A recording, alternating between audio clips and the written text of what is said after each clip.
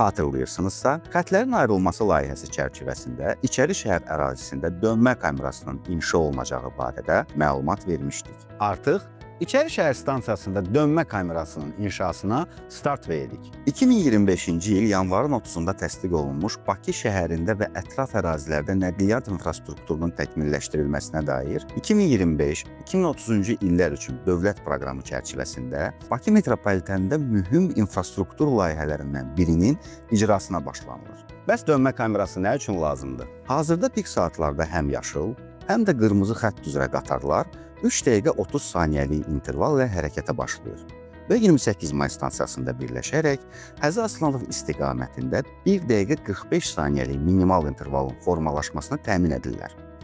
Lakin xəttlərin ayrılmasından sonra bu mexanizm artıq işləməyəcək.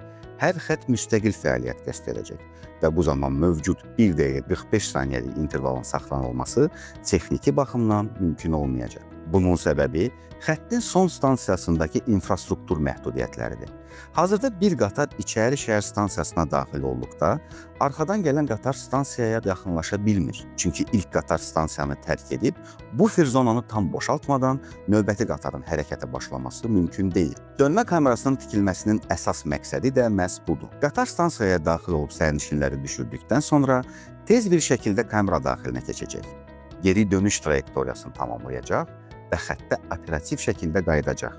Bu həll sayəsində qatarlar artıq bir-birinə mane olmayacaq. Hərəkətin təşkili daha çevik qurulacaq və qırmızı xətt üzrə tələb olunan minimal intervalın stabil şəkildə təmin edilməsi mümkün olacaq. Bu həll həm metro şəbəkəsinin dayanıqlılığını artırır, həm də şəhər infrastrukturu baxımından ciddi üstünlüklər yaradır. Tikinti üçün nəzərdə tutulan ərazi hazırda avtomobil dayanacağı kimi fəaliyyət göstərir və piyadaların hərəkətini məhdudlaşdırır. Layihə tamamlandıqdan sonra üst səth tamamilə piyada zonası və yaşıllıq sahəsinə çevriləcək. Yerin altında 200-dən çox avtomobil tutumlu, çox mərtəbəli parkinq inşa olunacaq. Ən alt səviyyədə isə metropolitenin hərəkət və texniki ehtiyaclarına xidmət edən infrastruktur formalaşacaq. Yeni dönmə kamerası yalnız qatarların geri dönüşünü sürətləndirmir, həm də xəttin əməliyyat sabitliyini təmin edən əlavə imkanlar yaradır.